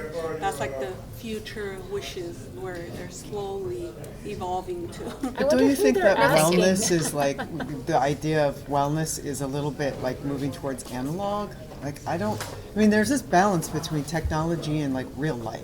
Right. Yeah. True. Because I often wonder who they're asking those questions to, because I don't necessarily know anyone that says, I would like someone to, if they ring the doorbell, my toilet's flush, or like, like beds get made or something, or the trash picks up itself. But I don't necessarily, I haven't run into people that are like, I'd like to just say a word and every like 15 things happen. So it's always interesting to me. I'm like, who are they interviewing and asking these questions? Shades for sure. That's the one thing. I don't think they're talking to interior designers because there are a lot of elements of being in art and architecture and design that I feel like I say this all the time, just because you can doesn't mean you should. Yes. And to your point about nobody's going to be sitting in the office saying like, oh, let me start that oven now, because what is in your oven that has been sitting there for 8 hours. Has been sitting there all day and is not gross by now. Nobody's going to use that. I don't even have a client who is using the, like Mila has it, I think Jen Eyre, you can pull up recipes on your wall oven. And you look in your refrigerator like, oh, I have these 3 ingredients, and then I'll go to this panel on my oven and say like, what can I do with carrots and an onion? Like, we already have Google. I'm walking around with like the world's greatest computer connected to my body practically all day long. I don't need a TV screen to be able to pop up on my refrigerator, on my bathroom mirror. Like, all this stuff is cool, and when you go to trade shows to see it, like, it's interesting. But not only do I really not want to sell that to a client, I don't want my clients to be living inside of a spaceship. Right. It's too weird. It's a little bit too far. It's cool. Like, when you go to like a Kohler Experience Center and they have like the Mac Daddy of the toilet that is practically like giving you a hug on your way in to like pee. It's too weird. It's too much. I love a heated toilet seat and I love some of the other bells and whistles, but just because you can doesn't mean you should. Well, a funny pop culture thing that reminds me of this Mac Daddy toilet that Shelley just mentioned. I don't know if you guys saw Friends and Neighbors with John Hamm. It's really good. Anyhow, one of the characters invented this amazing toilet, and they kind of made a spoof on it. But where it comes back to is, how can all of these bells and whistles be intuitive but not overwhelming for us and for our clients? Because if it's overwhelming, personally speaking, for me, I'll be like, this seems complicated. Are you sure you want it? Or can we go back to just, this is the on-off, and you can adjust it to many different forms, and we're good. We're good. We're going to open that cookbook, and maybe not our phone, and go back to the roots. I don't know. You know, that's some of the things I'm also seeing is going back to people actually cooking at home and enjoying it and getting that 120-inch La Cornue range, which is gorgeous. And people, that's some of the clients that I'm experiencing too, is they want the home experience to connect. Yeah, with I think the most recent unfortunate fires and everything else happening, some people are looking at things differently. They rather spend the money and have an ADU or like a secondary option just as backup. And sometimes they invest into that versus just overwhelming high-end, everything in just one item. They are adding extensions, or families are moving back together, or like everything is coming back like the heart of, you know, the home, the kitchen, or like coming back into one area versus scattering like they used to before. I think to the point too about like who are they talking to when they're designing these appliances, and like we're adding all this like unnecessary technology. I feel like we're really missing options aesthetically, which I do think, as we were talking about like the whole AI thing, everyone wants things to look beautiful as well as functional. And for as much as we've seen the trend of like brass in terms of plumbing fixtures in the kitchen, there's no brass handles on any appliances, and that drives me nuts when I want it all to sort of flow together, because not everyone can do panel ready appliances and everyone wants it to be beautiful, and AI doesn't like stainless steel all the time. But I would love more options aesthetically with our fridges, with our dishwashers, with our ranges. That's not just like the corner blue. Like, it'd be great. Mm-hmm. And it's weird that that's not happened yet. I mean, I think there was a phase that there were some options available like that. But it's disappeared. Mm-hmm. But there's some candy colors. Yeah. You know, which is fun. They evolved to those push to open, where if you're doing the panels on the doors, on the fridges, they do the push to open, so no handle is required. But only a few companies are starting to come back with it, as we talk about like the trends coming back. So some of the new conversations are starting to come back, where they're releasing brass and copper back into also the same matte colors, matte finishes. Mm-hmm. So supposed to be in our near future. Ooh, I love the matte finishes. Yes. Yes. I'd love to see companies go beyond just, here are a few more colors. You can do panel ready, you can do stainless steel, or like GE Cafe has, like you could do white with a gold, brushed gold handle with a couple of combinations. But I'd love to see, maybe you're trying to get to this, other interesting materials that we can use.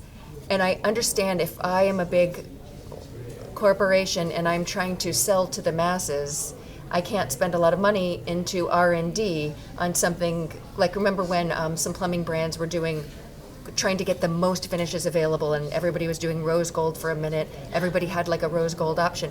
But then we weren't using it even when things were cool and interesting, because we don't have the matching suite. Like if you don't have it in, if you have it in a faucet but not my shower plumbing, or Right. like so we were kind of coming to a dead end.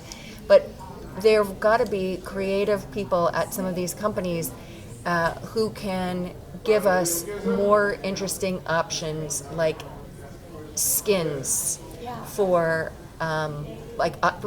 options for handles, which wouldn't require them to build a whole new machine, Right, or just- even just skins, the handles. magnetized skins, like other, like an unlacquered, amazing brass overlay for that would fit onto a otherwise stainless steel appliance.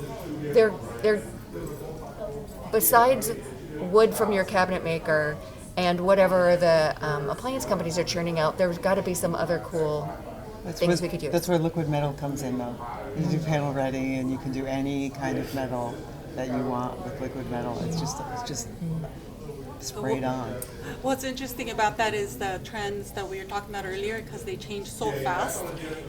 The technology and their engineers to put all this together, by the time they release it, the trend changes. Like, it's like we have so many different brands that have, like one brand has concentrated, let's say, on skin, and they have like 5-6 different special order type of skins, and they just released it, and now everyone's going back to stainless. like it's just one of those trends. So that's why I think it's important for us to educate each other and learn more what our customers want, because like we said before, one release of a story or a magazine happens and everybody assumes that's the trend, and like we can't even keep up with that. Like going to KB's every year, like I was like, wait, I already have that in my showroom. That you're saying it's supposed to come out next year?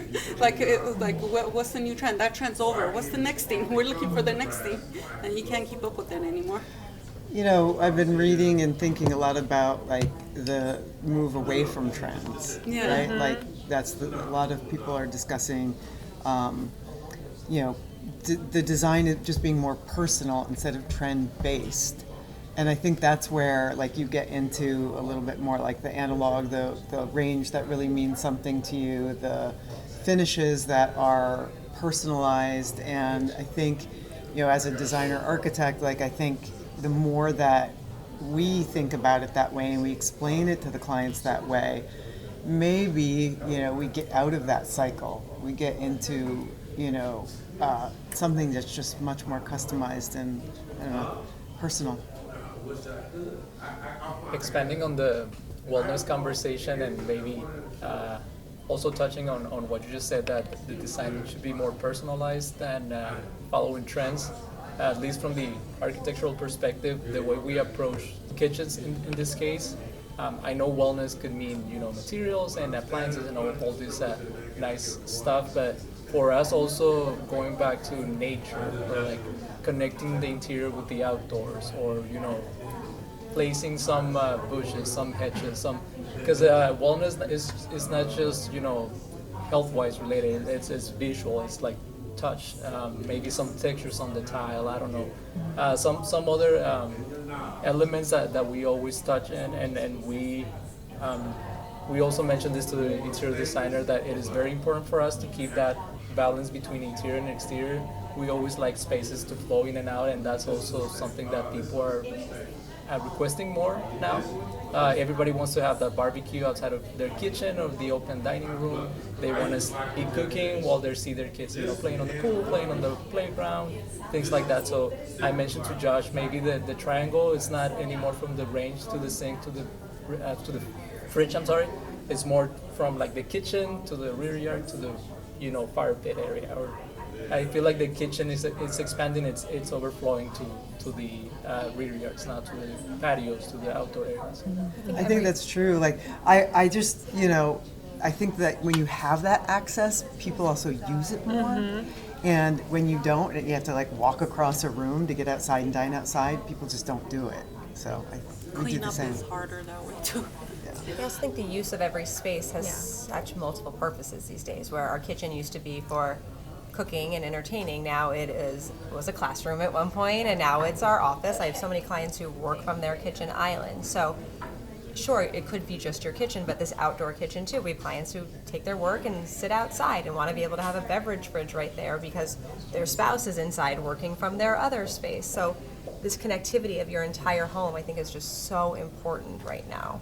But I also think that speaks to Shelley's point about the education up front of like talking to them about like, because not all clients come to you thinking, I would like to have outside and inside, but that's kind of our job to be like, have you ever thought about how you could be taking meetings outside, next to your pool to give yourself a break from your office that you've been in for 6 hours or whatever. So I always find it so interesting when I'm working with clients who've like lived in their house for a really long time and maybe I'm just working on a space. It happened recently with a photo shoot that I spent hours at her house, and when she got home I was like, oh my gosh, you must have coffee here and do this here, and she's like, no. And I'm like, I think because you get in your rut of like, this is where I do this is, and so we're a fresh set of eyes, and I love to share that. I'm like, you should eat here more, you should put a table here, or you should put a refrigerator outside or do something. And this chair that's sitting in the corner of your bedroom that you just throw clothes on, here, why don't you put it in the corner of your family room and stick a lamp next to it? It costs you very little money, and it'll just change the way that you use your space and interact with your own space. And some of the wellnesses too. Some people invest in a lot of the health beauty products that need to be refrigerated, and they don't think about it. And you talk about what's must-haves for them, or what's must be nice to have, because if you don't ask the right questions, or if you don't know about their personality per se, it's like that little basic fridge experience in the bathroom, like a drawer or maybe a small beverage that could hold their medicine or they could hold their beauty products. They invest so much money. I think It's even just upstairs. saying medicine versus beauty, I mean, people hear beauty and you think of certain things and you're like, oh, that's not me. But it's like, no, if you take medication every day that has to be refrigerated and, or you struggle remembering, those kind of things, it's like, oh, and that extends into like the aging population. People are living longer, staying in their homes longer. It's like, no, these are not things that are just for show and fancy. They're actually functional. Yeah, we've been doing not just refrigerators, but also towel warmers, drawers, and tea stations. Not just like bars in hospitality in their bedrooms or in their dressing rooms, and it just seems like that level, like that sort of primary suite, is changed a lot too. Just like the kitchen, right? Like it's a new level of thinking about your own wellness and your well-being, and what's the ritual of how you start your day, or you end your day, and how can that support you? It should feel like a retreat. It should feel like a retreat. Say to us one time, I want my primary suite to feel like the nicest hotel that I've ever stayed in, and it should be, because this is a place that I feel like is very sacred to our clients. Occasionally, I have a client who says, "Can we just put like a washer and dryer in our primary suite?" And I'm like, absolutely not. No, because you will always think, oh, I'm just going to throw that one thing in, right? Like, I need that It's for kind of tomorrow. like you're saying, though, creating these beautiful little, kitchenettes, if you will, in their primary suite. Because if you could have your evening tea and read your book or journal or whatever you do before you go to bed. But if you have to walk to the kitchen, that makes you walk by the laundry room, that makes you walk by, you're like, oh, okay, I have to one more load, or I should fold that. It's like you're promoting doing more things as opposed to relaxing and retreat, and that is wellness in and of itself, and I think even explaining it that way to clients is it's not crunchy granola wellness, it's actually like functional everyday wellness of turning your brain off and just relaxing. And to that point, telling them don't put your desk in there, like getting Exactly. away from your bedroom also being your office, which again was I think a pandemic thing that changed for most people. Just no one wants a messy bed in their background. No. When you're Zooming your boss. Think about your Zoom background, people. Yeah. Just going back to the wellness concept, I think that's a very interesting comment. Nobody should have an office in their bedroom, right? Because I guess at some point work, even if you really enjoy what you do, it brings some stress, right? So to the environment. So I don't think you want to mix the sleeping areas with the office. And that's something that many of us just did it during the pandemic because we had to, right? We were living with, I had like 3 roommates that we were sharing a 2-bedroom apartment. And it's hard to stay away from people, so you just have to take advantage of opportunities and spaces. But yeah, I totally agree with your comment. Yeah. What about lighting? Oh, such a big deal. I know. I walked into one of my clients recently, and they just installed. They kind of were just turning the lights on. And all of the LEDs were just like set to 3,000, and it was in the kitchen, and it was just the whole thing to me. Like an operating room? It felt like an operating room, and I was like, why didn't the contractor ask? Like it says on our spec, 2,700, and I just think about how the lighting affects our wellness, whether it's natural lighting, the color of the actual LEDs. It affects your white paint color. It affects your white paint color. Even just like, different moods and things like that. Are you guys using a lot of sophisticated systems for controlling lights, or are your clients keeping it simple? I think our clients are really, really liking how Lutron can set scenes now. A lot of the new build, especially first-time custom home builders, they're just introduced to this, and being able to say good morning, good night, and setting the lights dim to a certain level, and then also the shades raised and to a certain position is a luxury and actually becoming more and more common. And I think it's especially useful in the kitchen space now that there's open floor plans are the norm. You'll be able to say cooking and kind of light up the kitchen area without the living and dining space. And then if you do like entertainment, then it'll dim the kitchen lights and light up other areas when the guests arrive. So in like one push of a button. I remember when my current house, when I first moved there were all these, it was like a traditional kitchen. It was just like an awful kitchen, basically. But anyway, it had all of these like old rope lights. They were all hidden in the coves and in the tokek, and I was like, that is so crazy. Like, whoever would do that? And of course now, we've got all of these LED strips everywhere, like in the ceiling, underneath the cabinets. In a shower niche. In the shower niche. Stop doing that, please. Yes, yeah. But sometimes it does, it does create a mood. It can create a mood. I mean, touching on how you were saying clients want like their primary suite to feel like a hotel. I have clients that come back from their 5-star resorts and they're like, I want my primary bath to be the same. I want to be able to have motion sensor vanity light. So at night, I just walk in and it'll light up and I don't have to turn it on. Along with like the mirrors or one client just first said, oh, no smart toilets, come back from a trip. I want a total toilet in my water closet. Yeah, the smart toilets it's been interesting, I think, from the pandemic. Like, we had done a handful of them, but since the pandemic, everybody has at least one. And I always find it interesting when all the bathrooms in the whole house end up as smart toilets. And I always wonder, like, to what extent people use them. It's now part of our electrical package is putting an outlet behind a toilet. Whether or not they want it now or not, this is your moment to do it.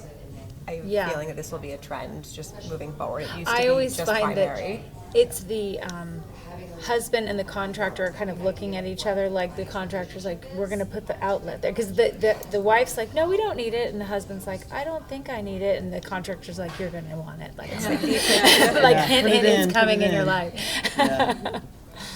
Yeah, because those plugs are so short, they don't realize that it's important. You can add that later. And it needs to be tucked behind the actual fixture, not 3 inches to the side. That's where we come in as the expert here is, hey, we've seen this trending, you might not need it now. It's much less expensive to add this in now than if you were to add it 3, 5, 10 years later. Your drywall is already open, you've got it down to the studs, stick your outlet here. And that's also another question that I've always run into is when we do multiple bathrooms, let's say, when they come to the store, there's different views of clients we get. They want the high end in their guest room because that's when people come in, that's what they want to show off, and then everything else is middle, let's say even their master, or vice versa. They want the master to be the high end and everything, and they don't care about the guest because it's going to be overused and it might break and they need to replace it anyway. Like, what is the more trend you guys are seeing in your clients' world? Our clients have been spending on powder rooms because it is a smaller plumbing suite because there is no shower that's needed, and they will spend on their primary. Kids' bathrooms, not as much. Okay. But we really push nicer plumbing. We say this is a one-time purchase. I'd rather you skimp on X, Y, and Z. This is where you should spend. I feel like your spend is on good cabinetry and millwork and plumbing fixtures. Everything else we can figure out. Those are things where if they are broken, you don't want to deal with this later once you're living in your home. Because it also deals with labor and hiring people to come back again. Correct. Additional. True. So if we were looking ahead in some of the innovation and trends, what do you guys believe will dominate kitchen and bath design in the next 5 years?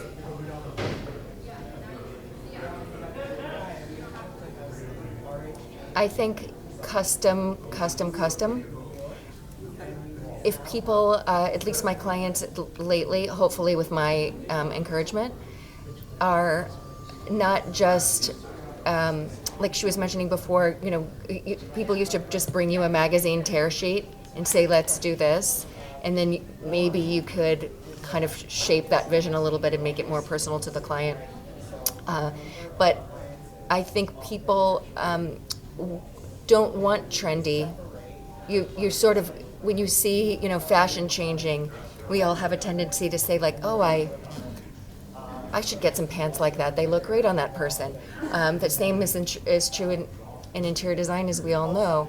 But if people have kind of done this once already and they realize, oh, I don't really want to get a new sofa every 4 years, or I don't want to, my refrigerator shouldn't be a trend item. I think going back to classic materials, but with dressmaker details in the execution, are going to keep someone's look fresh even years to come. If you're, I look at interior designers like Anne-Marie Barton, and what other interior designers like,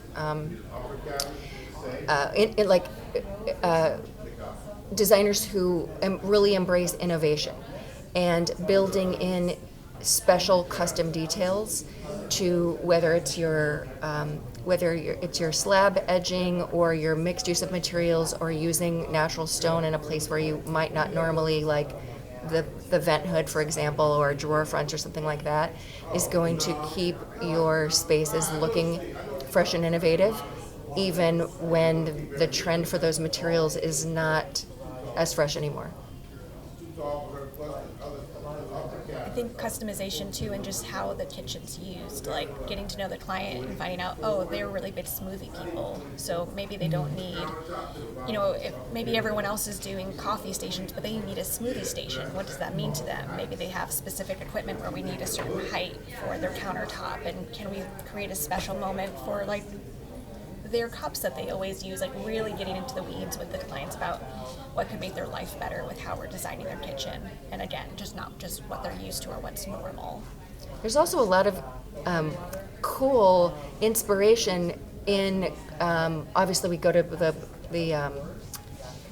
the trade shows, but even looking through catalogs like from Hafele and Revashelf, things like cool hardware that I have trouble keeping up with, and you don't. So sometimes I'll see some cool things at trade shows, but knowing that you could do one of those cool like KitchenAid mixer mechanisms that brings the heavy mixer, so you're not dragging it out from underneath, but it's not out on your counter all day.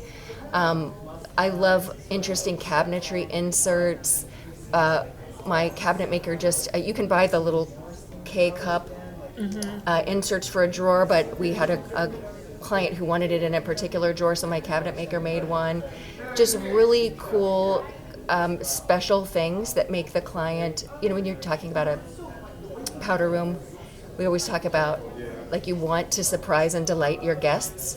And I always say, like, let's surprise and delight you also. Let's go ahead and put wallpaper in your primary closet. Let's do special things for you so that you can have fun when you're opening your little coffee drawer every morning. But I think things like that are going to keep things fresh. But there's a lot of companies doing really cool things.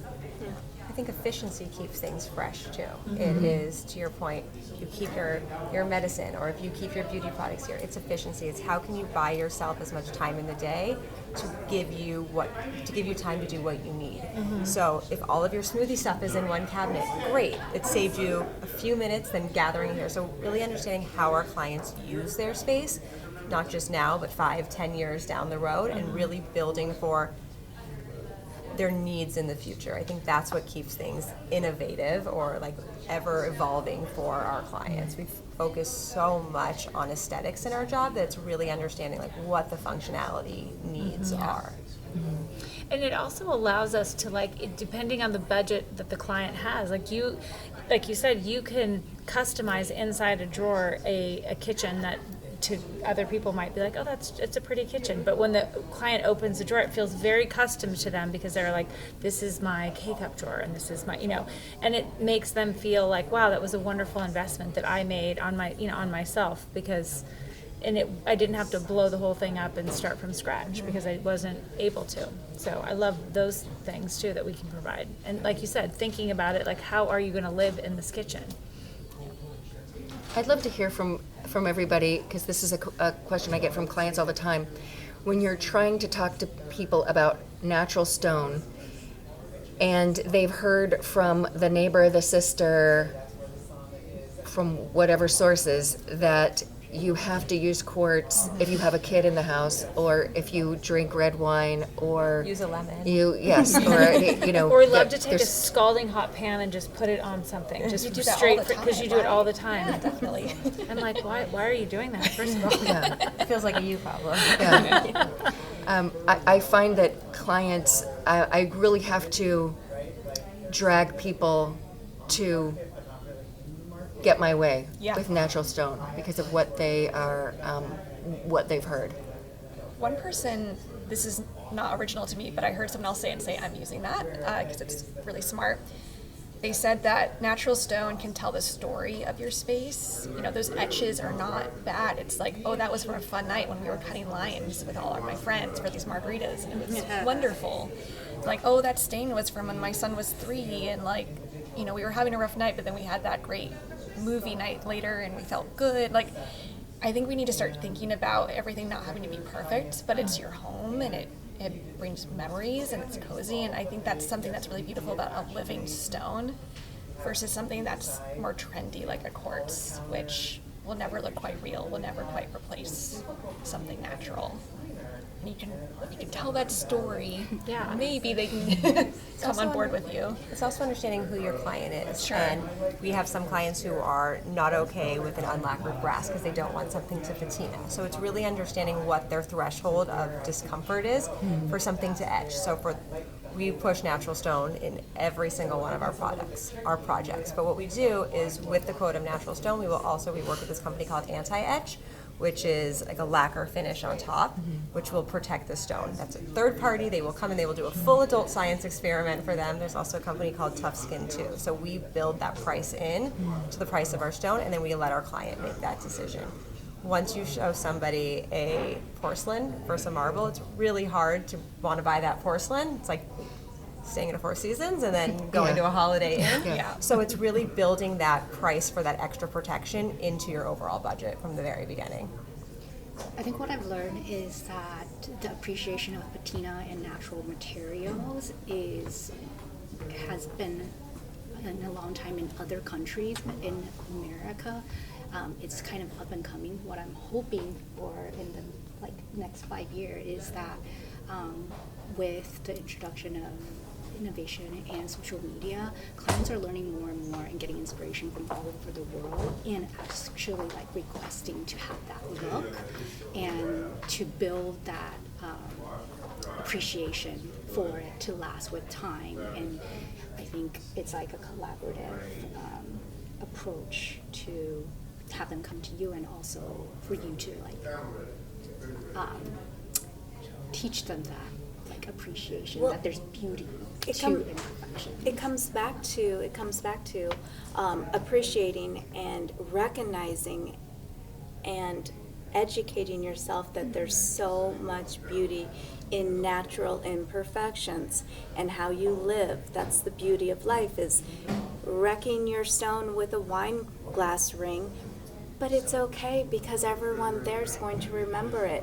And that was, so to your point, it's natural, and people I think are getting a different idea of what can be beautiful and not perfect. And what I also tell them is, when something is polished and perfect right now, it's actually gonna age not as beautifully, especially the quartz, and whereas natural marble is going to age very beautifully. And as we move toward AI and technology, I think natural materials brings that handy touch and not feel so cold in our spaces. Mm-hmm. Yeah. It's almost like the anti-AI. Yeah. Yeah. It gives us a human touch. We push for a lot of honed materials too. We have, to your point, this shiny polished edge. You're going to see every single fingerprint on it. So hone your materials, leather your materials, show the beauty of the natural state of materiality. I don't know how many of you have gone back to clients' houses after the photo shoot, because everything at the photo shoot looks like the showroom, right? But what I really enjoy is going back to a client's house for I don't know, remodel a bathroom or something small like that, and then you get to see how they use the spaces the way they are. Like no manicuring, no nothing. You see a blanket, you see a pillow, you see I don't know how they use the space. So I'm just looking at the counter behind you guys. The counter. So like things like this for me is more exciting than looking at a very nice and clean kitchen island. So how do you use the space? Because that's how you actually see if the client really enjoys the space that you designed for them, the way they use. Because you could design this beautiful kitchen, but if they don't really feel like it's their kitchen, it's not a successful design, I feel like. But once you see, I don't know, the kids' shoes or the jackets on the kitchen, a laptop on the island, you see that people are using the space in a different way that you maybe envision, but they're using the space. So the space is for the user, it's not really for us. I try to limit my nightmares. I'll go back. I'm clearly kidding. But yes, it's so important to really hone in on how our clients are going to use their space and design for them, because that's what kind of this is all about, is how they're going to live and how we can make it as most efficient and have some well thought out design and beautifulness to it. Yeah, you got to ask them the questions like, what are the things that you cook? Like, you know, what do you use this space like? Do the kids do their homework here? Where do you keep the papers when they come home from school? Where does your mail go? Where does your mail go? And build all those things in, because otherwise, I mean, yes, it's great to see when a client's living in their space, but sometimes it's like, oh wait, like I could have designed this in if I knew that their mail was going to go right here. We How could do just you done a guys drawer. do that? Do you when you're starting a project with a client, like what do you guys do typically to? We have a pretty robust onboarding questionnaire, and we will walk through and spend a lot of time in this kickoff meeting just talking about functionality and setting up systems for our Do you clients. have them fill it out prior to, because I do as well, do you have them fill it out before you get there or do it with them? So you No, before we get there, and then it's a And then you conversation because talk it would just about it. never end. And if there are two decision makers, we have them both fill it out. But as much as our job is aesthetics, a lot of it is so much functionality and setting up system. Where do your kids drop their backpacks? Do you have a dog leash? Do you enter from your garage or the front door? Do you have coats? Like And all slowing of these, them down too. Like they're so excited to get started. You're like, let's we're not talk. demoing your house today. Like, let's talk about how you're using your space. And it's the same thing. Like, if we're working with an architect, is an architect can put something through the city, but let us furniture floor plan this for you. Is your dining room going to fit the 12 people that you entertain? So, like, it's these small, little, tiny nuances that I think makes us all so valuable in our job. Is okay, when you cook, do you like your spices to lay flat? Do you like your spices to stand up? What's on your countertop? Do you have a pinch pot of salt? Do you like your dishes with dish dividers? Like, how do you use it? And I think so often our clients want immediate gratification these days, that it's our job to kind of just slow the process down and say, you're investing in your home, so let's take the time to really do this correctly, because we were brought on at one point to a remodel that was already through the city, and nobody ever took the time to say, like, actually, we watch football on Sundays, and we are a family of 4, and we invite another family of 4, and then we entertain here. But hey, guess what?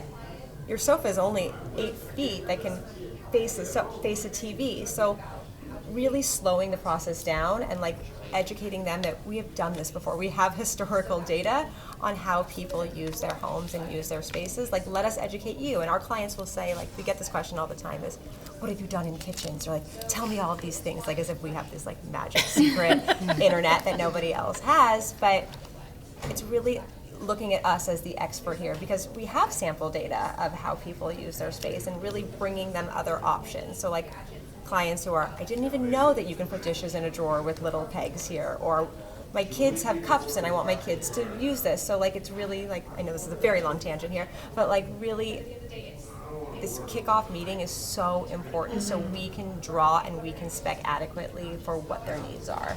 But that's where, like, we have a list, but it's more of a list. Like, do you want, garbage disposal? Do you want, like, what kind of recycling do you do?